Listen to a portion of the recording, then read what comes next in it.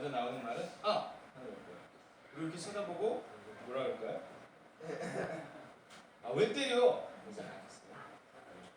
할미가 여성을 때리면 당장에 그럴 거예요. 여성이나 할미를 때려도 말부터 나올지 뭐부터 나올지 모르겠지만 그럴 거예요. 아, 왜 때려? 왜 때려?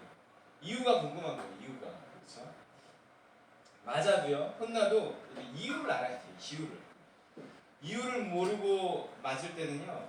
맞는 것보다 이유를 모른다는 것 때문에 더 힘들고 이유 없이 맞아보셨나요?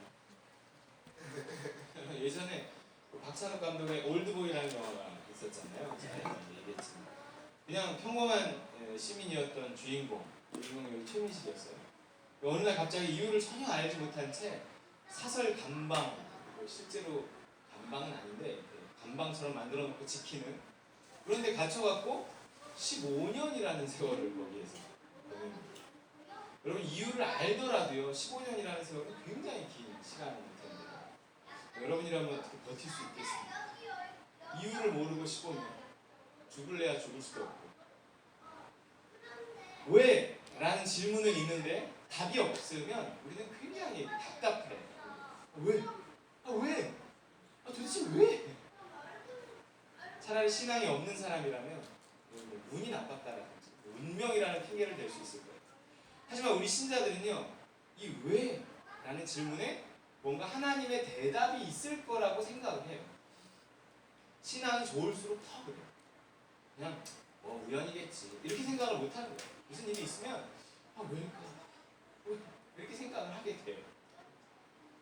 분명히 무슨 이유가 있을 테니 왜? 왜죠? 왜요?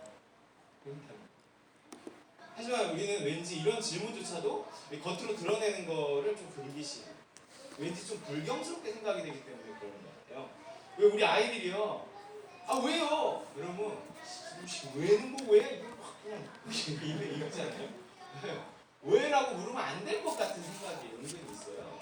그래서 무슨 일을 당해도 왜라는 질문이 마음속에 있어도 겉으로 하나님께 막 따지고 들거나 이렇게 용기 있는 사람은 솔직히 안 되거든요. 그냥 속으로 이렇게 품고만 있어요.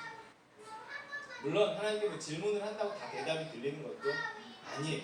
결국 우리는 삶의 많은 문제들을 그냥 수면 아래 감추고 뭔가 이렇게 지쳐버린 질문을 생략한 채로 그냥 살아갑니다.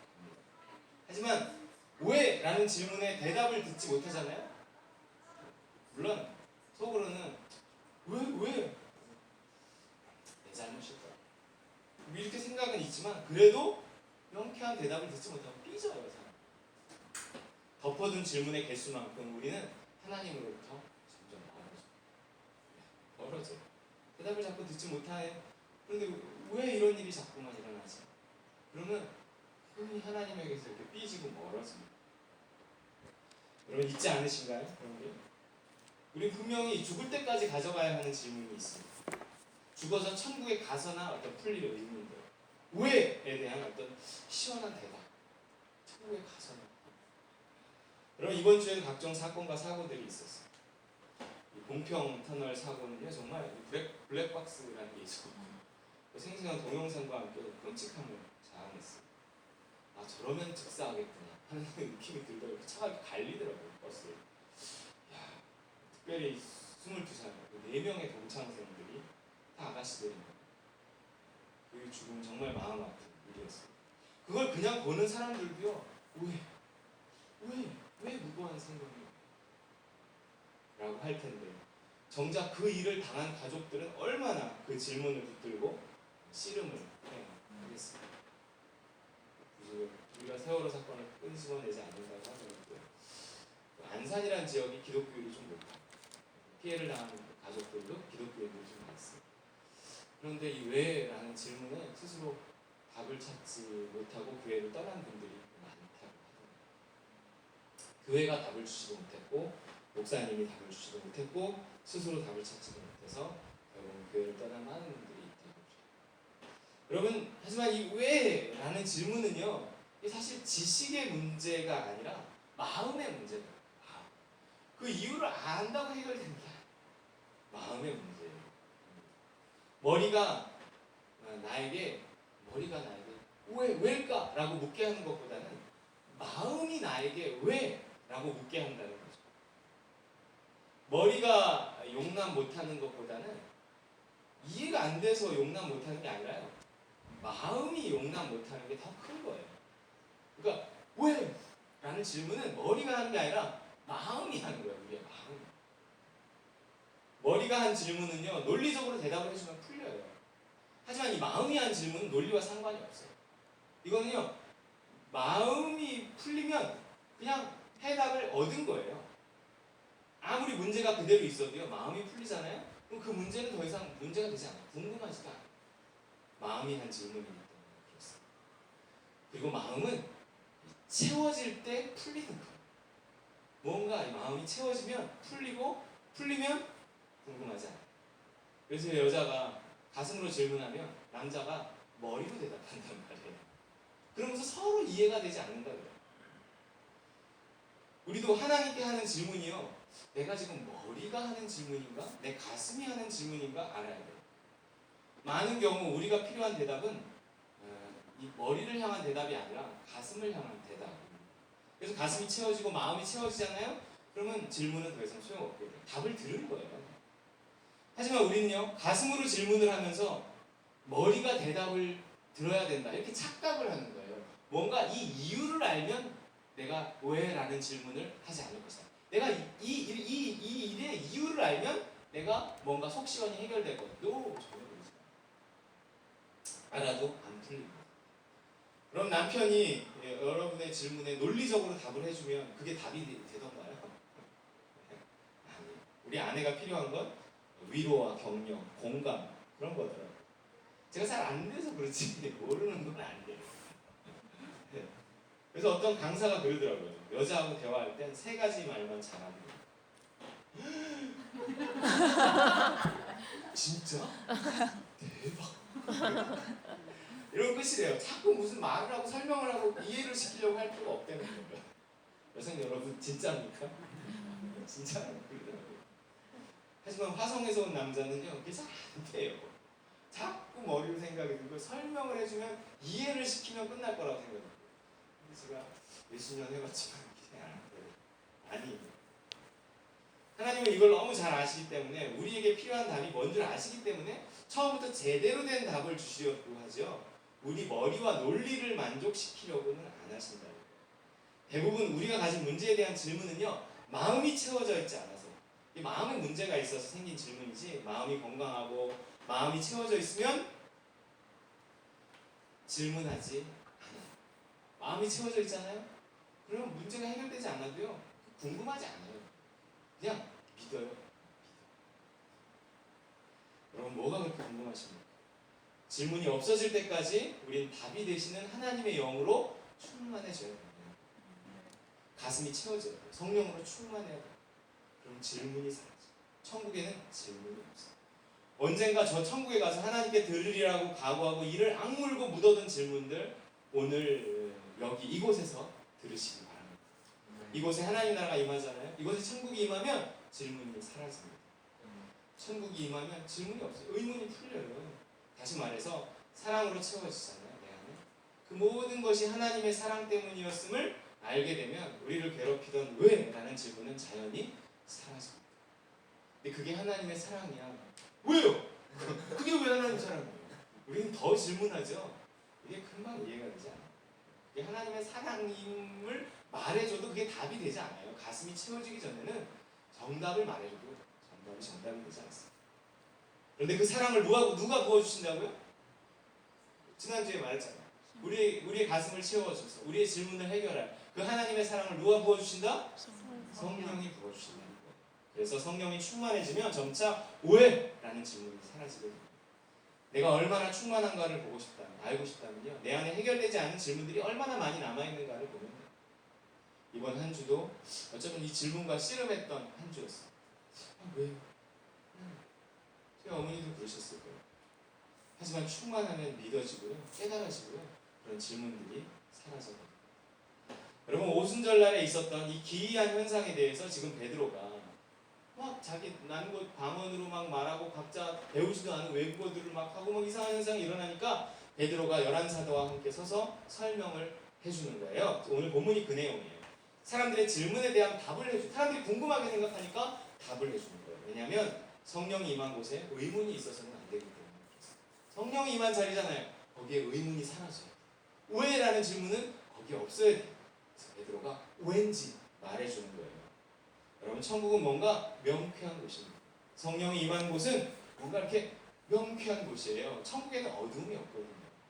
어두움이라는 건 의문, 모르는 것, 궁금함, 왜?라는 질문이 어두움입니다. 하지만 천국은 빛이 있는 곳이고 어두움이 조금도 없는 곳이에요. 자, 14절 위에 한번 같이 읽어볼까요?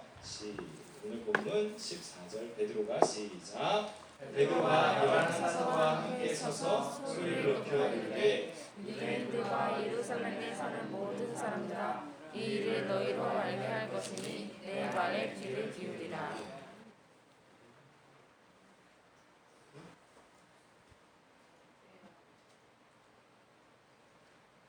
PPT라고 쓴 게 없다고요? 오늘 다 없어요. 다 넘기면 돼요. 안 써놨어요. 넘기면 돼요. 성경 구절 나오면 넘기면 돼요. 잘 보고 있다가요. 이 일의 의미를 너희로 알게 하겠다. 이 일을 너희로 알게 할 것이니. 그럼 성령은요, 진리의 영이라고 해요. 그가 우리를 진리 가운데로 이끄세요. 그래서 깨닫게 되는 거예요. 성령이 임하면 깨달음이 있어요. 성령이 임해서 우리의 마음이 채워지잖아요. 그러면 우리의 생각에도 깨달음이 있어요. 요한복음 16장 13절 같이 읽어보겠습니다. 시작. 그러나 진리의 성령이 오시면 그가 너희를 모든 진리 가운데로 인도하시리니. 진리의 성령이 오시면 그가 너희를 모든 진리 가운데로 인도한다. 그렇게 깨닫게 되면, 그렇게 진리 가운데로 인도함을 받게 되면 어떻게 될까요? 뭔가 나의 마음이 채워지잖아요. 그럼 궁금하지 않아요. 궁금하지 않지만 끝까지 몰라도 될 것은 모르게 하시지만 나의 마음이 채워지면 마음이 생각에게 말을, 가슴이 머리에게 말을 해줘요. 그때서야 하나님의 음성이 들리는 거예요. 마음이 채워지지 않은 상태에서 머리에다 해주는 말은요, 이해가 되지 않아요. 그런데 가슴이 채워지면 궁금하지 않지만 궁금하지 않아도 그 이유가 뭔지에 대한 깨달음이 이렇게 와요. 가슴이 머리에게 말해주거든요. 그렇게 해서 깨닫게 되면 비로소 어떻게 되는지 아세요? 우리 요한복음 8장 32절 시작. 진리를 아시니 진리가 너희를 자유롭게 하리라. 비로소 자유하게 돼요. 왜? 이러면 자유하지 못하는 거예요. 왜? 궁금한 거예요. 왜? 이해가 되지 않는 거예요. 왜? 하나님은 왜 나한테 한 달란트만 주셨을까? 이해가 되지 않는 거예요. 여기 한 달란트 준 이유에 대해서 성경은 말하고 있잖아요. 근데 그 한 달란트 받은 사람은 그냥 삐졌어요. 그 주인에게 왜? 라는 질문도 안 하고 마음에 그냥 삐졌어요. 그리고 그 한 달란트를 제대로 사용하지 않고 일생을 보낸 거예요. 그리고 마지막 때 심판받게 되죠. 여러분, 마음속에 왜? 라는 질문을 가지고 하나님께 명쾌한 대답을 듣지 못하고 자유하지 못하잖아요. 그러면 삶을 소극적으로 살게 돼요. 하나님 나를 사랑하지 않으시니까 그렇지. 그렇지 않으면 내가 이렇게 가난할 리가 있어. 그렇지 않으면 내가 뭐 이렇게 아플 리가 있어. 그렇지 않으면 내가 이렇게 살 리가 있어. 그렇지 않고는 우리 식구들이, 우리 아이들이 뭔가 하나님은 나를 사랑하지 않아. 무엇 때문에 이런지는 모르겠지만 내 팔자지. 그리고 삶을 그 이상으로 살아보려고 하자. 그래서 결론은, 야, 미안하다. 우리가 천국에 가면 하나님, 야, 미안하다. 내가 좀 차별되고 했다. 뭐 이러실까요? 야, 미안하다. 네 인생이 그렇게 힘들었던 것은 나 때문이야. 하나님 이러실까요? 거기 가서 책망. 야, 이놈의 새끼야. 네가 아무것도 없다고 생각했어. 넌 네가 가진 만큼, 네가 할 수 있는 만큼 살았으면 되는 거야. 왜 그만큼도 못 살았어? 야, 얘 거 뺏어서 저놈 줘. 그리고 바깥 어두운 데 내쫓아버려. 하나님의 공의가 거기서 발휘되면 우리는 어디에 쓰겠어요? 마지막 때 더 이상 기회가 없는 거예요. 여러분, 하나님을 향해서 왜? 라고 자꾸 질문하는 게 도움이 되지 않아요. 충만하지 않기 때문에 왜? 라고 하는 거예요. 여러분, 그 왜라는 질문이 없어질 때까지 천국에는 왜가 없다니까요. 그리고 이 땅을 하나님의 나라로 만드는 것은 하나님의 사랑이고 그 사랑은 성령이 부어주신 데니까요. 그리고 성령이 임하는 곳에는 왜라는 질문이 없어지는 거예요. 자꾸 여러분 우리 삶에 왜라는 마음으로부터 나오는 질문이 있으면 그 해결받아요. 충만함으로 해결받아야 되고요. 깨달음으로 해결받아야 돼요. 그 전에는 자유롭지 못합니다. 왜지? 왜요? 살다 보면 생기는 일들에 대해서 뭔가 그 비로소 충만해져요. 보이게 됩니다. 성령이 임하면, 성령이 충만하면 마음의 질문도 생기지 않을 뿐만 아니라 머리의 질문에도 대답할 수 있게 됩니다. 마음의 자유와 생각의 자유가 있게 되는 거죠.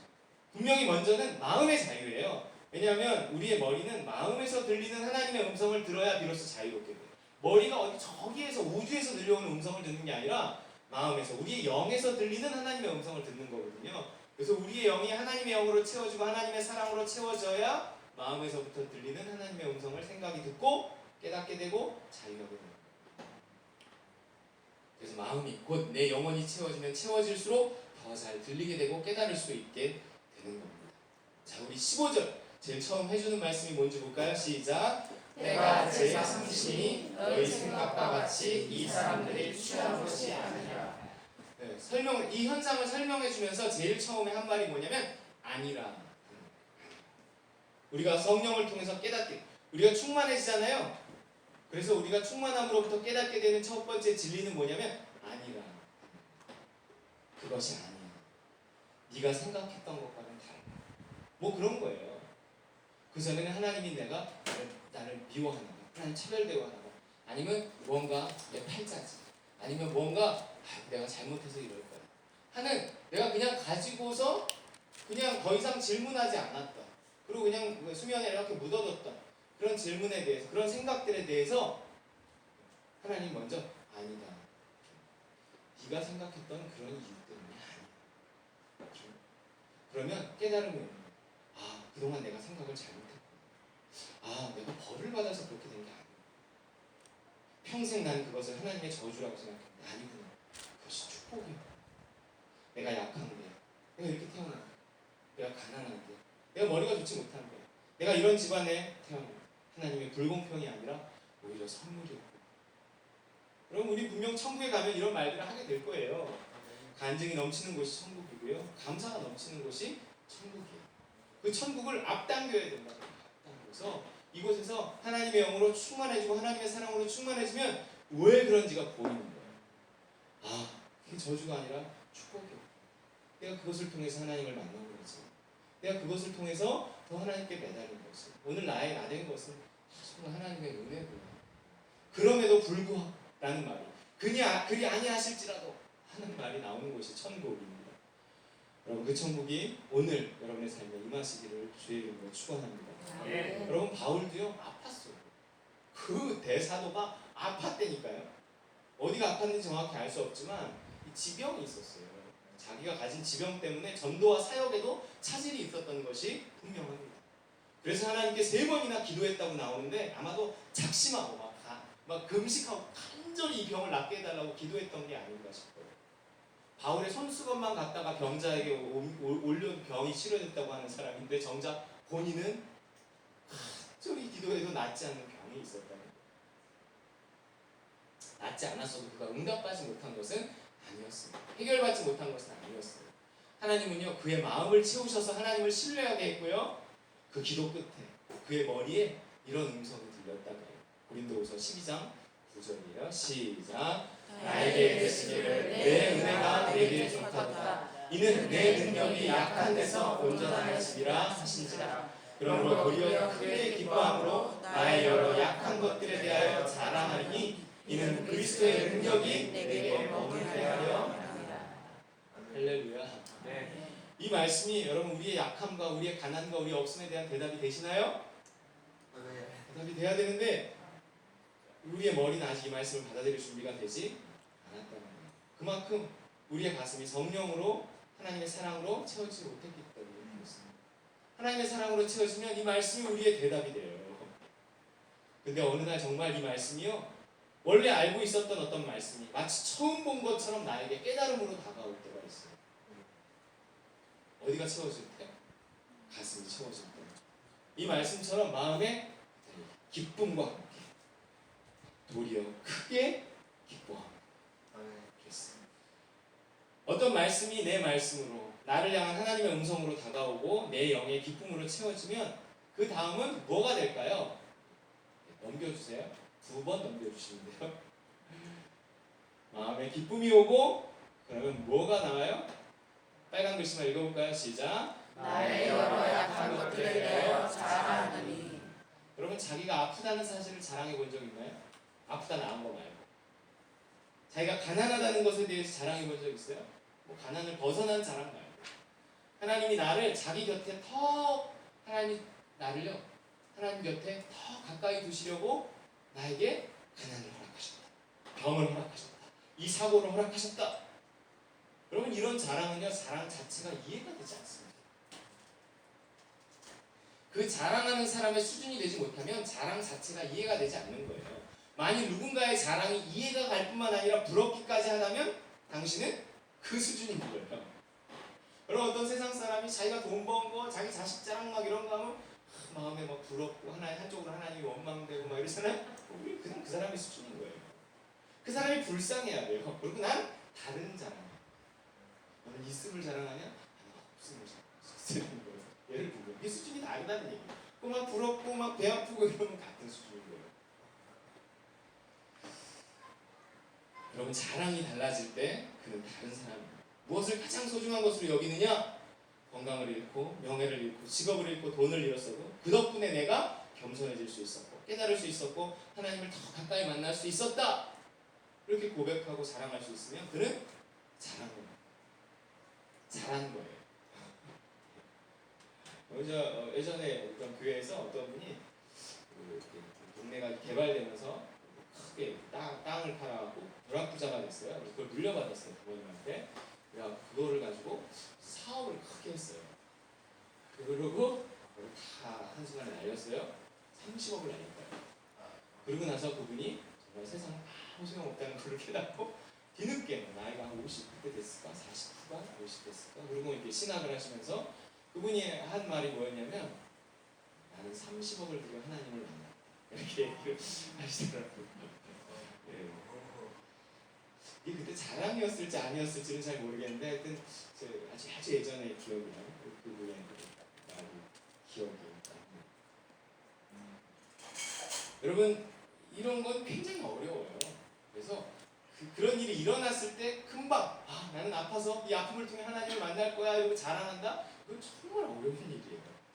보통은 아플 만큼 다 아프고 괴로울 만큼 다 괴롭고 방황할 만큼 다 방황한 후에 그런 생각이 이제 나중에 들더라고요. 그렇구나. 하나님 이걸 통해서 나중에라도 들면 다행이에요. 결국 어디에는 그냥 천국에선 깨달아요.